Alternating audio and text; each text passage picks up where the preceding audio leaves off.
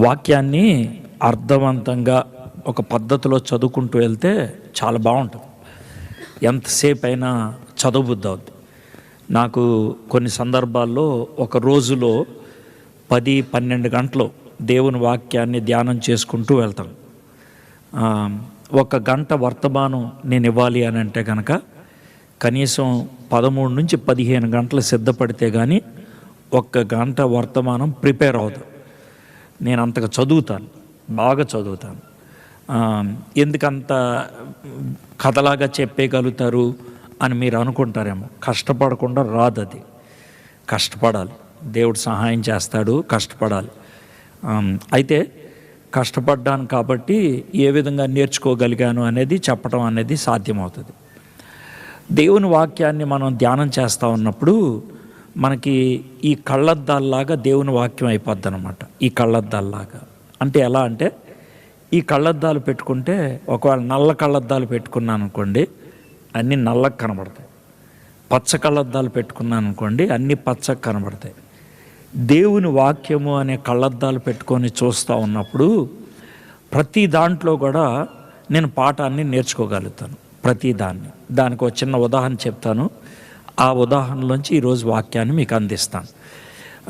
జనవరి 16వ తారీఖు రాత్రి అంతా నేను రాజోలు ఆ ప్రాంతంలో మీటింగ్స్లో మాట్లాడాను. హోల్ నైట్ ప్రేయర్ కూడా జరిగింది. సరే, నేను అలాగ మీటింగ్లోంచే రాజమండ్రి ఎయిర్పోర్ట్కి వచ్చేసాను. పొద్దున్నే నాకు ఫ్లైట్, నేను వెళ్ళాలి. అయితే నేను కొంచెం ముందు వచ్చేసాను ఎయిర్పోర్ట్కి. చాలా ముందు, ఒక 2-3 గంటల ముందు వచ్చేసాను.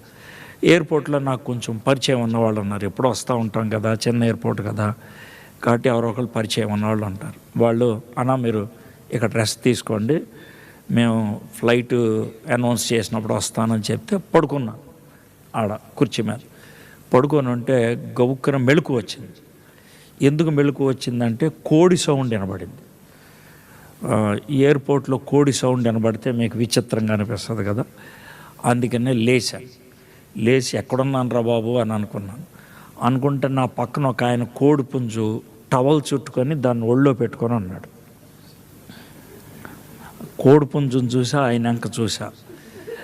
ఆయన చూస్తే ఆయన నన్ను ఏమనుకున్నాడేమో, దీనికి కూడా టికెట్ తీసుకున్నా అన్నాడు. ఇప్పుడు దానికి కూడా టికెట్ తీసుకున్నామంటే మనం ఇంకేమంటాం?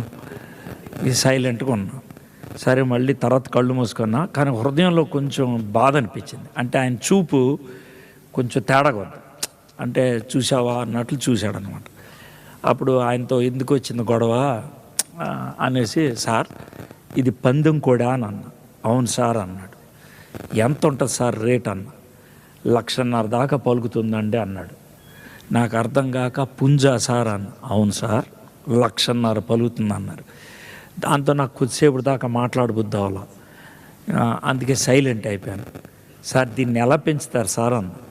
అంటే ఒక్క పుంజుని ఆవిడ పెంచాడు సార్, ఒక 5, 6, 10 దాకా పుంజుల్ని పెంచుతారు సార్ కలిపి అని అన్నాడు. ఎలా సార్ అంటే, ఓ పనోడిని పెడతాం సార్ అన్నాడు. అంటే పుంజుని పెంచడానికి అన్నాడు. అవును సార్, దానికే వాడికి 15,000 రూపాయలు జీతం ఇస్తా అన్నాడు. ఏంటి సార్ పుంజుని పెంచడానికా అన్న. అవును సార్ అన్నాడు. 15,000 రూపాయలు పుంజుని పెంచడానికి. సార్ దానా కూడా దాంట్లోనే అన్న. కాదు సార్, మేము కొనిస్తాం అన్నాడు. ఏం కొనిస్తాం సార్ అంటే, సర్వసాధారణంగా 1-2 బస్తాలు జీడిపప్పు ఇస్తామండి, తర్వాత ఉలవలు అవి ఇస్తామండి, ప్రతిరోజు 2 గుడ్లు పెడతామండి అన్నాడు. ఏది కోడికా అన్నారు. అవును సార్ కోడి, 2 గుడ్లు. అంటే ఇదంతా వినండి, అర్థమైందా? సో అది చేస్తారు సార్. ఆయన అదే పనిలో ఉంటాడు సార్, పుంజుని పెంచుతాడు అంతే. దాంతో సాయంత్రం పూట కొంతసేపు ఎలాగ ఫైట్ చేయాలన్నట్లు చిన్న చిన్న ఫైట్లు అవి చేయిస్తాడు సార్. బాగుంది సార్. మరి ఇది పందానికి రావడానికి ఎంతకాలం పట్టుద్ది సార్ అన్న. మంచిగా పోషిస్తే 18 నెలలకి పుంజు రెడీ అయిపోతుంది సార్ అన్నాడు. ఓహో, అంటే 18 నెలలు దీన్ని పోషించాలన్నమాట. అవును సార్, సంవత్సరం నుంచి 18 నెలలు పోషిస్తే అది పందానికి రెడీ అవుతుంది సార్ అన్నాడు. Very good. ఇప్పుడు జాగ్రత్త వినండి చాలా. సార్ మరి 18 నెలలు 1,00,000-1,50,000 ఖర్చు పెట్టి ఒక పుంజుని పందానికి రెడీ చేస్తే అది పందెములో ఉండేది ఎంతసేపు సార్ అన్నాడు. మంచి పోటీ ఉంటే 90 సెకండ్లు ఉంటుంది సార్ అన్నాడు. మీరు విన్నారు కదా సార్, 1,00,000-1,50,000 ఖర్చు పెట్టి 18 నెలలు పోషిస్తే అది పందెంలో ఉండేది. మంచి పోటీ ఉంటే 90 సెకండ్లు అంట. 90 సెకండ్ల కోసం 18 నెలలు కష్టపడ్డారు. ఎందుకు నీ ఉదాహరణ చెప్తున్నానంటే, నా వయసు 60 ఏళ్ళు. దేవుడు నన్ను 60 ఏళ్ళు పెంచి పోషించాడు. 60 ఏళ్ళు నా మీద చాలా ఖర్చు పెట్టాడు. 60 ఏళ్ళు నన్ను చాలామంది సలహాలు ఇచ్చారు, చాలా వాక్యాలు నేర్పించారు, చాలామంది బోధించారు, ఇవన్నీ చేశారు. 60 ఏళ్ళు నన్ను పెంచి పోషించిన తర్వాత దేవుడు ముఖం మీద ఉమ్మేయటానికి 6 సెకండ్లు చాలు నాకు. 6 సెకండ్లు అంటే దేవుడి మీద ఉమ్మేలా వేస్తారు సార్ అని అంటే, ఒక అమ్మాయికి బానిస అయిపోవచ్చు, డబ్బుకి బానిస అయిపోవచ్చు, హోదాకి బానిస అయిపోవచ్చు, ఏదైనా సరే. దానికి ఎంత టైం పట్టుద్ది? 5-6 సెకండ్లు అంతే. నిలబడటానికి చాలా టైం పడుతుంది, పడిపోవడానికి ఎక్కువ టైం పట్టదు. అందుకనే దేవుడు మనల్ని పటిష్టపరచడానికి, నిలబెట్టడానికి, స్థిరంగా ఉంచటానికి చాలా చాలా ఖర్చు పెడతాడు మన మీద. సమయాన్ని ఖర్చు పెడతాడు. ఇలాంటి మీటింగులకి తీసుకొస్తాడు. ఇప్పుడు ఇలాంటి మీటింగులు పెట్టాలంటే లక్షలు ఖర్చు అవుతుంది. అంటే మీ ఒక్కళ్ళ మీద అవ్వలేదు ఖర్చు. ఇప్పుడు ఇలాంటి మీటింగులు మ్యూజిషియన్స్ రావాలి, స్పీకర్స్ రావాలి, ఇలా హాల్ బుక్ చేయాలి, ఇలాంటి వాతావరణం కావాలి. అలాంటి నేపథ్యంలో మీకు వాక్యం అందిస్తే మీకు స్థాయిలో అందుకుంటుంది. అయితే అంత ఖర్చు పెట్టారు దేవుడు మీ మీద. అంటే ఒక్కొక్కళ్ళు ఇక్కడ కూర్చున్న వాళ్ళ మీద చెప్తున్నాను. ఎందుకు పెట్టాడు దేవుడు? ఇన్ని మీటింగులు అటెండ్ అయ్యారు మీరు. దేవుడు చాలా ఖర్చు పెట్టాడు. ఎందుకని? దేవుడు కోరిక ఏంటనంటే, నేను ఎంత ఖర్చు పెట్టాను నీ మీద, నీకు ఎంత టైం ఇచ్చాను, నా కోసం నిలబడవా, నా కోసం నిలబడవా. పడిపోవటానికి ఎక్కువ టైం పట్టదు. దావీదు పడిపోవటానికి ఒక చూపు సరిపోయింది. ఒక చూపు. మేడ మీద తిన్నది అరక్క తిరుగుతుంటే ఒక అమ్మాయి స్నానం చేస్తుంటే కనబడితే జీవితాన్ని పాడు చేసుకున్నాడు. ఒక చూపు. నా హృదయానుసారుడు అని బిరుదు పొందాడు. దావీదుకి అప్పుడు వయసు 52 ఏళ్ళు. 52 ఏళ్ళు పెంచి పోషిస్తే దేవుడు 5 సెకండ్లో పడిపోయాడు. యోసేపు మహా అయితే 20 ఏళ్ల కుర్రోడు, చాలా చిన్నోడు. అవకాశం దొరికింది కానీ చీకొట్టాడు, జైల్లోకి వెళ్ళటానికి ఇష్టపడ్డాడు. నువ్వు దావీదులాగా సెకండ్లలో పడిపోతావా? యోసేపులాగా కష్టాలు ఎన్నైనా సరే దేవుని కోసం నిలబడాలనుకుంటావా? అది నీ ఇష్టం. ఒక విషయం గుర్తుపెట్టుకోండి, దేవుని కోసం నిలబడాలి అని అనుకున్నప్పుడు మనుషులు ఏమంటారు, మనుషులు ఎలా చూస్తారు, మనుషులు ఎలా నన్ను గేలి చేస్తారు అనేది మీరు పెట్టుకోకూడదు. మనిషిని దేవుణ్ణి పక్కపక్కన పెట్టుకోవద్దు. బతకాలంటే మనిషి కోసం బతకండి. కనీసం ఈ లోకంలో అయినా సంతోషంగా బతుకుతారు. లేదా బతికితే దేవుడి కోసం బతకండి, నిత్యత్వంలో సంతోషం ఉంటుంది. మీ ఇష్టం. నాకు ఎక్కడా కావాలి అక్కడా కావాలంటే కుదరదు. చాలా క్లియర్గా చెప్తాను. సరే, ఇది ఉపోద్ఘాతం. నిన్న మనము ఏలియా గారిని దేవుడు ఎందుకు వాడుకోవడానికి ఇష్టపడ్డాడు అనటానికి 1 రాజుల గ్రంథం 17వ అధ్యాయం 1వ వచనం చూసాం. ఇది మనం నిన్న చేసింది. ఈరోజు ఆ అధ్యాయం అంతా చూస్తాం. ఆ అధ్యాయానికి 24 వచనాలు. ఒక వచనం చూసేసాం, ఇంకా 23 వచనాలు ఉన్నాయి. ఈరోజు మనం చేసేది ఆ 23 వచనాల ధ్యానం. సార్, ఒక్క వచనమే నిన్న చాలాసేపు మాట్లాడారు కదా, 23 వచనాలు ఎంతసేపు పట్టుద్ది సార్ అని అనొద్దు. అయ్యగారిని టైం అడుగుతాను, టైం ముగిస్తాను. సార్ ఎన్నింటి ముగించమంటారు? అన్లిమిటెడ్ కుదరదు సార్. ఇదేమన్నా బిర్యానీ పాయింట్ అనుకున్నారా? రైట్. సరే, నేను మహా అయితే 9:45 కల్లా ముగిచ్చేస్తాను. ఇప్పుడు 8:30 అయింది. ఓకే, గంట బాబు లేదా 1:30 వద్దు మ్యాక్సిమం. నేను నెమ్మదిగా చెప్తే ముగిచ్చేస్తాను. ఓకే. అయితే నా పద్ధతి ఏంటంటే నా స్టైల్ని నెరేటివ్ స్టైల్ అంటారు. నా స్టైల్ అంటే ఒక్కొక్కళ్ళు ఒక్కో పద్ధతిలో బోధిస్తారు. ఇది రైటు ఇది రాంగ్ అనేది ఏమీ లేదు, ఒక్కొక్కళ్ళతో ఒక్కో పద్ధతి, అర్థమైంది? సో ఇది నా స్టైల్. ఏంటి నా స్టైల్ అంటే కథలాగా చెప్పడం అనేది. కథలాగా చెప్పుకుంటూ అక్కడక్కడ కొన్ని పాయింట్స్ ఉంటాయి, అక్కడ ఆగిపోయి దాన్ని మనం ధ్యానిస్తాం.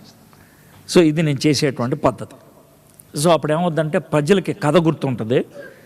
ఆ కథని చదువుకుంటూ వెళ్తున్నప్పుడు నేను చూపించే వచనాల దగ్గర వాళ్ళు ఆగిపోతారు, వాళ్ళకి పాయింట్లు వస్తాయి. సో నేను కోరుకునేది ఎలా ఉంటుందంటే, నేను ఒక ప్యాసేజ్ని లేకపోతే ఒక అధ్యాయాన్ని ఎవరికైనా బోధిస్తే ఎలా బోధించాలంటే చచ్చిపోయేదాకా వాళ్ళకి గుర్తుండాలి, చచ్చిపోయేదాకా. సో అలాగా బోధించడానికి నేను ఇష్టపడతాను. సో ఏ స్థాయికి దిగిపోవాలంటే ఆ స్థాయికి దిగిపోతాను వివరించడానికి. ఇది నేను చేసేటువంటి పని. సరే, 17వ అధ్యాయంలో మొదటి వచనంలో మనం 5 పాయింట్లు నేర్చుకున్నాం నిన్న. దేవుడు ఎందుకు ఏలియాని పిలుచుకున్నాడు అని అంటే, మొదటిది ఏలియాకి దేవునితో సంబంధం ఉంది. అందుకే సంబంధం ఉంది కాబట్టి అయ్యా నా కోసం వెళ్తావా అని అడిగాడు. రెండోది సహవాసం ఉన్నది. అందుకే ఆహాబ్ ముందు కూడా ధైర్యంగా నిలబడ్డాడు, ఎందుకంటే దేవుడు తనకు తోడుగా ఉన్నాడు కదా. సహవాసం అంటే ఏమైనా చేయగలుగుతామని. ఇశ్రాయేలీలు గొలియాతు ముందు నిలబడినప్పుడు అందరూ వణిగిపోయి గదిలోకి వెళ్ళారు. ఒకే ఒక ఆయన ముందు నిలబడ్డాడు. ఎవరైనా? దావీదు. ఎందుకు నిలబడ్డాడంటే, దావీదు గారు దేవుడు సంకలోకి ఎక్కువ కూర్చున్నాడు. అదేం మాట సార్, చాలా గలీజ్గా దేవుడు సంకలోకి ఎక్కువ కూర్చున్నాడు అన్నాడు. బాలేదు సార్, కరెక్టే. నేను ఎందుకు అన్నానంటే, మీరు మీ చిన్న కొట్టుని కూతుర్ని 2-3 ఏళ్ల కూతుర్ని పార్క్కి తీసుకెళ్ళారనుకోండి, పార్కులోకి వెళ్ళంగానే వాళ్ళు ఆడుకోవడానికి ఇష్టపడతారు. ఓ పాప ఇక్కడెక్కడో ఉంది, ఇప్పుడు వెనక్కి వెళ్ళిపోయిందా, వదిలే చూపించదు. వాళ్ళ నాన్న వదిలాడు, వదలంగానే ఆవిడకు విపరీతమైన స్వేచ్ఛ. ఆగస్టు 15 లాగా ఫీల్ అయ్యి అటు ఇటు తిరిగేసింది. మీరు గమనించారు? పిల్లలు పార్క్లోకి వెళ్తే అలాగే ఉంటారు, వాళ్ళు చేసేటువంటి పని అనమాట. సో అలాగా పరిగెడుతున్నాడు అనుకుంటాం, మీ పాపో బాబు. వాళ్ళ కుక్క కనబడింది అనుకోండి, పరిగెత్తుకుంటూ వచ్చేస్తారు. మళ్ళీ వచ్చి గట్టిగా చేతులు పట్టేసి కాళ్ళు పట్టేసుకుంటారు. ఏమైందనంటే కుక్కను చూపిస్తారు. భయం వేసింది కుక్క అంటే, కాబట్టి అమ్మ దగ్గరికి పరిగెత్తుకుంటూ వచ్చారు. ఇప్పుడు అమ్మ చేసేటువంటి పని అంటే ఆ బాపని ఎత్తుకుంటారు. ఇప్పుడు జాగ్రత్త వినండి, అక్కడ ఉంది కుక్క, భయం వేసి పరిగెత్తుకుంటే నీ దగ్గరకు వచ్చింది పాప, నువ్వు పాపని సంకలో ఎత్తుకున్నావు, అదే కుక్కని దాటుకుంటూ వెళ్తున్నావు. కుక్కను దాటిన తర్వాత నీ సంకలో ఉన్న పాప ఏం చేస్తుంది తెలుసా? కుక్క ఇంక చూసి అంటది. ఇప్పుడు మీకు అర్థమైందా? అదే కుక్క మారలా, అదే పాప కూడా మారలా, కానీ మారిందల్లా ఒకటే ప్లేసు. ఇందాక పాప కింద ఉంది, ఇప్పుడు అమ్మ సంకలో ఉంది. కింద ఉంటే భయం వేసింది, అమ్మ సంకలోకి ఎక్కితే ధైర్యం వచ్చింది. అందుకే దావీదు దేవుడి సంకలోకి ఎక్కాడన్న. సో అందుకే ఎవరినైనా ఎదిరించగలుగుతాడు. ఆహాబు కూడా అంతే, అర్థమైందా? సహవాసం ఉన్నది. మూడోది ఏంటంటే, ఎక్కడికి వెళ్ళినా కూడా దేవుడి సన్నిధిని తీసుకెళ్ళాడు. సన్నిధి, దేవుడు నాతో ఉన్నాడు అనే భావన ఉంటే 2 మనకు ఉంటాయి. ఒకటి ధైర్యం ఉంటుంది, ఇంకోటి జాగ్రత్త ఉంటుంది. అర్థమైందా? అయ్యగారు ఒక స్టేట్మెంట్ వేశారు, ఎందుకు వేశారో తెలియదు. ఎడ్వర్డ్ గారు మన మధ్యన ఉన్నారు, మూలలో కూర్చున్నారు, జాగ్రత్త అని. అంటే నేను లేకపోతే ఉండకూడదనేమో నాకు తెలియదు. మరి నేనున్నాను కాబట్టి జాగ్రత్తగా ఉండటం మంచిది కాదు, దేవుడున్నాడు ఇక్కడ కాబట్టి జాగ్రత్తగా ఉండటం బాగుంటుంది. అదే విషయం. అంటే ఆయన ఏదో ఉన్న సరదాగా అన్నాను. కొన్నిసార్లు మనకు అలాగే ఉంటుంది. అమ్మా నాన్న ఉంటే వ్యవహారం ఒకలాగా ఉంటుంది, అమ్మా నాన్న లేకపోతే వ్యవహారం మారిపోతుంది. అయితే మనం ఎట్లాగా బతకాలంటే, ఎక్కడికి వెళ్ళినా కూడా మనతో ఎవరున్నారు? దేవుడు ఉన్నాడు. ఎవరు చూసినా చూడకపోయినా ఎవరున్నారు? దేవుడు ఉన్నాడు. దేవుడు మనతో ఉన్నాడు అనే భావన ఉంటే మనకి ధైర్యం ఉంటుంది, జాగ్రత్త ఉంటుంది. దాన్నే దేవుని సన్నిధి అన్న. 4వది సంతకం, దేవుడు సంతకం. ఇశ్రాయేలు దేవుడని యెహోవా నామం పేరట వస్తున్నా, నా సర్టిఫికెట్ ఇదండి. ఎవర్రా నువ్వు? దేవుని బిడ్డను నేను. ఎవర్రా నువ్వు? యేసు ప్రభు యొక్క బిడ్డను నేను. ఎవర్రా నువ్వు? పరిశుద్ధాత్ముడు నాలో ఉన్నవాడిని. సో తాను ఒక సంతకం పెడతా అన్నాడు. అంటే దేవుడు మన మీద సంతకం పెడతాడా అంటే పెడతాడు. ఎఫ్ఎస్సి 1:13 ఉంటుంది. ఎలా అంటే మనం మారు మనసు పొందంగానే దేవుడు మన మీద సంతకం పెడతాడంట. అంటే ఎలాగ తెలుసా, జూన్లో జూలైలో స్కూల్ స్టార్ట్ అవుతాయి కదా, స్కూల్లో పిల్లలందరికీ పుస్తకాలు ఇస్తారు. అందరికి ఒకటే పుస్తకం ఇస్తారు, నోట్ బుక్ అయినా టెక్స్ట్ బుక్ అయినా. అందుకని పిల్లలు చాలా తెలియగలవాడు.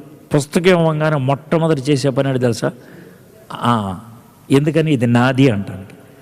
మారు మనసు పొందంగానే దేవుడు చేసే పని అది.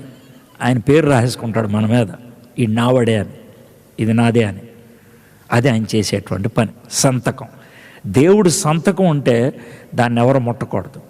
అందుకనే హోటల్స్లో కొన్ని చోట్ల ఇదివరకు ఉండేదన్నమాట, గ్లాసుల మీద ప్లేట్ల మీద దుర్గా విలాస్లో దొంగతనం చేసింది అని రాసేవాడు. మీకు అంటే దాని మీద చేసేవాడు. అప్పుడు దాన్ని చూసి ఎవడు తీసుకెళ్ళేవాడు కాదు. ఎందుకంటే పొరపాటున ఎవరికన్నా దొరికిందనుకో, ఆడ దొంగతనం చేసావా అనేసి. అంటే పూర్వకాలం హోటల్స్ అలా ఉండే, కోమల విలాసు, దుర్గా విలాసు, లక్ష్మీ విలాసు, కింద రాసేవాళ్ళు అంట లక్ష్మీ విలాసులో దొంగతనం చేసింది. అదేవిధంగా నా మీద కూడా యేసయ్య బిడ్డని దొంగతనం చేశారు ఎవరు అని రాస్తారు. అందుకే సాతానుడికి భయం, అమ్మో అనవసరంగా మన జోలికి రాడు. అది విషయం. ఇక 5వది, మనం దేవునితో మమేకమైపోయి దగ్గరగా ఉంటాం కాబట్టి ఆయన శక్తిని మనం ప్రదర్శిస్తాం. ఇది నిన్న చూసాం, ఈ 5 పాయింట్లు. ఇప్పుడు మనం 2వ వచనం నుంచి ధ్యానం చేసుకుందాం. ఓకే, నేను స్టోరీ లాగా చెప్పి ఆ తర్వాత మనం వెళ్దాం. ఇప్పుడు మనం దీన్ని ఎలా ఆలోచిద్దామంటే, దేవుడు ఏలియా మాట్లాడుకుంటున్నారు అనుకుందాం. దేవుడు ఏలియా దగ్గరికి వచ్చి, బాబు ఏలియా, ఏంటండి? ఏం లేదయా, మనోడు ఆహాబ్ అన్నాడు కదా, ఆడి దగ్గరికి వెళ్ళి చెప్పాలయ్యా. ఏం చెప్పంటారు అంటే ఆడు బాగా పిచ్చ ఆశలు వేస్తున్నాడు. ఎంతకాలం ఓపిక పట్టాను. ఎంతకాలం ఓపిక పట్టమంటావు? సొలొమోను దగ్గర నుంచి ఓపిక పడతా ఉన్నాను. దగ్గర 7 రాజులు మారిపోయారు. ఒకటి తర్వాత ఒకటి దరిద్రం అయిపోతున్నాడు. ఏం అర్థం కావట్లేదు నాకు. చాలా కోపం వచ్చిందా? అవును ప్రభా, నాకు కూడా అర్థమవుతుంది. సరే నువ్వేం చేస్తావంటే, ఆహాబ్ దగ్గరికి వెళ్ళి, రాయ్ నా మాట తప్పని తప్ప 3 ఏళ్ళ దాకా వర్షం రాదని చెప్పేసి అని అన్నాడు. అంతే కదండి. ఓసారి నేను డైలాగ్ చెప్తానే అని ఉంటాడు ఏలియా. చెప్పు, 3 ఏళ్ళ దాకా వర్షం రాదు. బాగుందిలే, కొంచెం కాన్ఫిడెంట్గా మాట్లాడు. అంటే మన రిహార్సల్ అనమాట. అర్థం అంటే మనకు అర్థమే పడలేదు అసలు అలాగే. అంటే సరే ప్రభా, వెళ్తాను ప్రభా, చిన్న దీవెని ఇచ్చేయండి అంటే, నేను తోడుగా ఉంటాను వెళ్ళు అన్న. అంటే మనోడు 2 అడుగులు వేసి ఉంటాడు. వేసి టక్మని వెనక్కి తిరిగాడు. అయ్యా ఏంటని? ఏం లేదయ్యా, చిన్న డౌట్. అది ఏం చెప్పండి. ఇప్పుడు నేను అక్కడికి వెళ్ళి 3 ఏళ్ళ దాకా వర్షం రాదు అంటాను కదా, అన్నాక ఏమవుద్ది? ఆ తర్వాత దేవుడు సైలెంట్గా ఉంటాడు. అది కదయ్యా, ఇప్పుడు నేను చెప్తాను కదా, తర్వాత ఏమవుద్ది? దేవుడు మళ్ళీ సైలెంట్గా ఉంటాడు. ఏదో ఒకటి చెప్పాయా, నువ్వు సైలెంట్గా ఉంటే ఎట్లా? నేను చెప్పను. అదేంటయ్యా, చెప్పచ్చు కదా, ఏమవుద్దు? చెప్పను. నేను చెప్తాను, దానికి ఎస్ఆర్ నువ్వు చెప్పు. 1, జెజబేల్ నా మీద పడి చంపేస్తుంది. 2, ఆహాబు నన్ను తీసుకెళ్ళి జైల్లో పడేస్తాడు.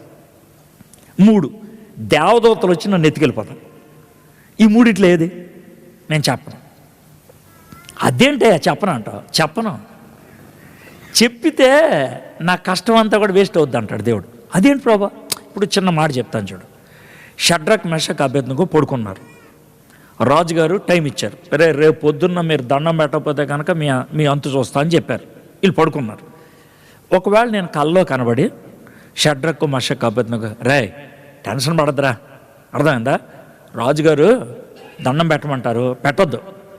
ఆ తర్వాత అగ్నిగుండంలో పడేయమంటాడు, మీరేం టెన్షన్ పడదు, నేను తప్పిస్తానులే అని దేవుడు రాత్రి చెప్పాడు అనుకో. పొద్దున్న వీళ్ళు డైలాగ్ వేశారనుకో, ఈ డైలాగ్ ఏమైనా వీలు ఉంటుందా? చెప్పండి. మీకు అర్థమైంది కదా? ఇప్పుడు అర్థమైంది కదా? నేను ఎందుకని ఈ మాట చెప్తానంటే, మీలో చాలామంది నేను విశ్వాసం చూపిస్తే ఏమవుద్దో చెప్పండి అంటారు. అది విశ్వాసం ఎలా అవుద్ది? నేను దేవుని కోసం నిలబడితే ఏమవుద్దో చెప్పండి అంటారు. నేను ఏదైతే చెప్తే అది నిలబడతాం ఎలా అవుద్ది? ఇక్కడే మీలో చాలామంది సైలెంట్ అయిపోతారు. సార్ నాకు కాగితం మీద రాసిస్తారా, బాండ్ పేపర్ మీద రాసిస్తారా, నేను దేవుడి దగ్గరికి వస్తే జబ్బు వద్దా, నేను దేవుడి దగ్గరికి వస్తే ఉద్యోగం వస్తుందా, నేను దేవుడి దగ్గరికి వస్తే అన్నీ మంచి జరుగుతాయా? నేను చెప్పనురా, నాకు తెలీదు. నాకే తెలియదు, నీకేం చెప్తాను నేను? నాకే తెలియదు, నీకేం చెప్తాను? మరి ఎందుకు వెళ్ళాడు సార్ దేవుడి దగ్గరికి? ఎందుకు వెళ్ళాను అంటే నేను వెళ్ళకపోతే బతకలేను కాబట్టి, వెళ్ళకపోతే నా బతుకి వేరే పరిస్థితి ఉంటుంది కాబట్టి, నేను చస్తే నరకానికి వెళ్తాను కాబట్టి, ఇంకంతే. నాకు తృప్తినిచ్చేది ఇక్కడే. అంటే మీరు యేసుప్రభు దగ్గరకు వస్తే ఏం జరిగిందండి? బయట ఏమన్నా జరిగిందో లేదో నాకు అనవసరం, లోన మాత్రం జరిగింది. ఏం జరిగింది సార్? లోన ధైర్యం వచ్చింది. ఏమొచ్చింది సార్ మీకు? తృప్తి వచ్చింది. ఏమొచ్చింది? నిశ్చయిత వచ్చింది. అంతే, బయట ఏం రాలా. వస్తే మంచిదే, రాకపోతే ఏం సమస్య లేదు. అది వస్తుంది అని వచ్చామనుకో, రాకపోతే నిరాశ ఉంటుంది. ఆ ఎక్స్పెక్టేషన్ లేకపోతే ఏముంది బాధ? అర్థమైందా? కాబట్టి నేను ఇలాంటి మీటింగ్లకు వచ్చినప్పుడు పెద్ద ఎక్స్పెక్టేషన్తో రాను. నన్ను స్టార్ హోటల్లో పెడతారు, నాకు ఆడి కారు పెడతారు అనే ఎక్స్పెక్టేషన్తో రాను. ఆటో మీద తీసుకెళ్తారని వస్తా. అర్థమైందా? మారుతి సుజుకి కారు పెట్టినా కూడా బాగానే ఉంటుంది. అప్పుడు బస్ ఎక్స్పెక్టేషన్స్ లేవు అనుకోండి, మనకి బాధ ఉండదు, అసలు టెన్షన్ ఉండదు. సో దేవుడు ఎక్స్పెక్టేషన్ ఇవ్వడు మనకి. అనవసరంగా పెట్టుకోద్దే, ఊహల్లోకి వెళ్ళిపోద్దే, ఏమొద్దో నీకు చెప్పను అని అంటాడు. సరే చూద్దాం.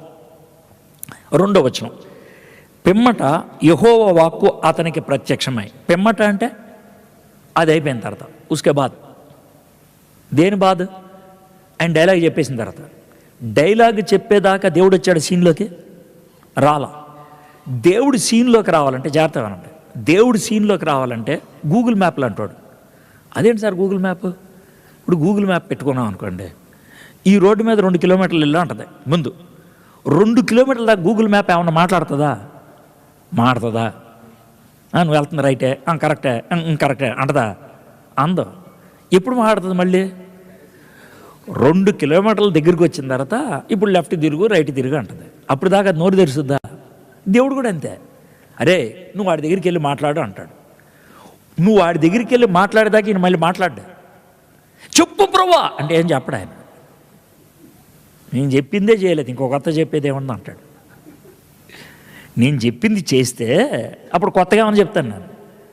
నువ్వు చెప్పిందే చేయలేదు, కొత్తగా చేసేదేముంది? మీలో కొంతమంది వేసే డైలాగులు చెప్తాను నేను. సార్ చర్చికి వెళ్ళానేమో, దేవుడు ఎవరు ఏం మాట్లాడలేదండి. ఎందుకు మాట్లాడతాడు? పోయినసారి మాట్లాడిన దానికి ఏమైనా చేసేవాడి నువ్వు?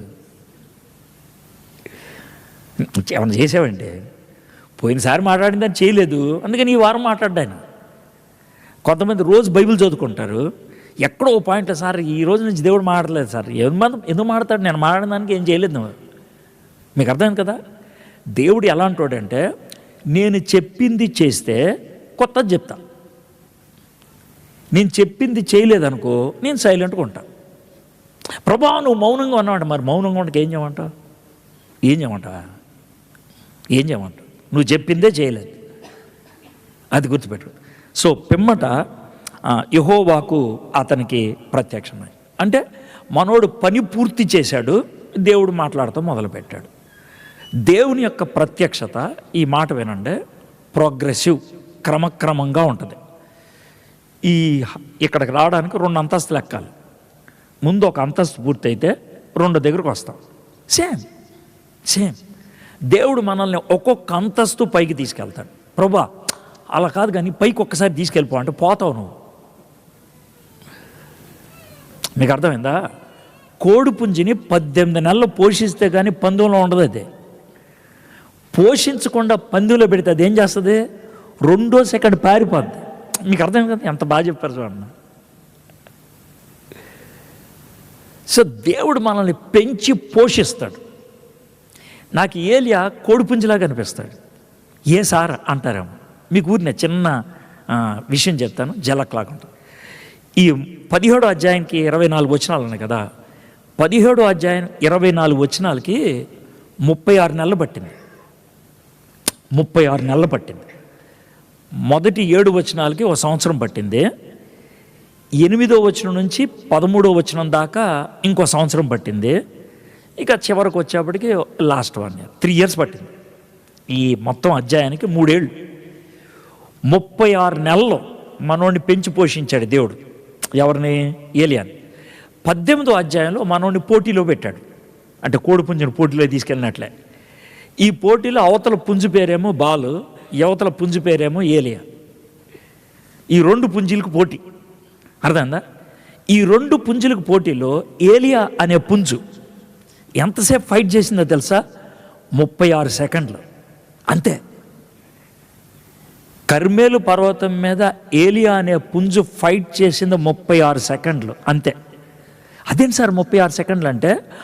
63 మాటలు కలిగినటువంటి ప్రార్థన చేసే లోపల ఆకాశం నుంచి అగ్ని కురిసింది. 63 మాటలకి 36 సెకండ్లు పడుతుంది అంతే. 36 నెలలు కష్టపడితే 36 సెకండ్ల నుంచుంటే దేవుడి కార్యం రాజ్యం అంతకీ వ్యాప్తి చెందింది. సో దేవుడు మనల్ని పెంచి పోషించడానికి చాలా టైం పడుతుంది. ఫైట్లో పెడతాం అనేది కొద్ది సెకండ్లే. మనం ఏమనుకుంటాం అంటే ఎప్పుడు ఫైట్లో ఉండాలనుకుంటాం. మీలో చాలామంది కోరిక ఏంటంటే స్టేజ్ ఎక్కేసి పాడేయాలి అని. దేవుడే పాడినవాడు. ఎందుకు పాడినవాడు అంటే నువ్వు పాడితే చిరాకు చేస్తావు. మనం కొంచెం నేర్చుకోరా, ఇంకొంచెం నేర్చుకోరా, ఇంకొంచెం నేర్చుకోరా. చిరాకు పడితే మనం ఏం చేస్తాం? కొంతమందికి కొంచెం వాక్యం చెప్పడం వస్తే చాలు ఒబలాటం ఎక్కువైపోతుంది, స్టేజ్ మీదకి ఎప్పుడు ఎక్కాలా అనేసి. దేవుడు ఎక్కనివాడు అని ఇంకొంచెం బాగా బలపడరా, ఇంకొంచెం బాగా మాట్లాడు. దేవుడు మనల్ని ఇంకొంచెం అంటాడు. ఎందుకంటే మనల్ని సిద్ధపరచకుండా స్టేజ్ మీద ఎక్కేస్తే వాగేస్తాం మనం. ఆ తర్వాత వాగిన దానికి తిరగ్గా నిలబడిపోతే అది వచ్చిన తలం. అందుకనే దేవుడు ఏమంటాడంటే ఎప్పుడు వేచి ఉంచుతాడు. పిమ్మట జరిగిన విషయం, యెహోవాకు అతని ప్రత్యక్షమై నీవు ఇచ్చటి నుండి తూర్పు వైపునకు పోయి. సరే మనోడు డైలాగ్ చెప్పేశాడు. డైలాగ్ చెప్పేసిన ప్రభా అంటే మనోడు కొంచెం చిరాగ్గా మాట్లాడాడు. చెప్పేశాను, ఎందుకంటే ముందు దేవుడు చెప్పలేదుగా ప్లాన్ ఆఫ్ యాక్షన్. అందుకనే కోపం వచ్చి ఉంటుంది కొంచెం. ప్రభా చేశాను అని అంటే ఆ చిరాకు ఇంకా కొంచెం చూడండి. దేవుడు ఎక్కడికి వెళ్ళాలో చెప్తే బాగుంటుంది. ఎక్కడికి వెళ్ళాలో అర్థమైందా? నువ్వు బస్ స్టాండ్కి వెళ్ళు, స్టేషన్కి వెళ్ళు, వాషింగ్టన్ వెళ్ళు, ఇండియా గేట్ వెళ్ళు, ఇలాగా ఏదైనా ఒక డెస్టినీ చెప్తే బాగుంటుంది. గమ్యం చెప్పలా ఏమంటుంది తెలుసా? తూర్పు వైపుకి పో అన్నాడు. ఎంత చిరాకు వస్తుంది. ప్రభా ఏం చెప్పంటే ఇలా వెళ్ళు, ఇలా చూసి అంటాడు.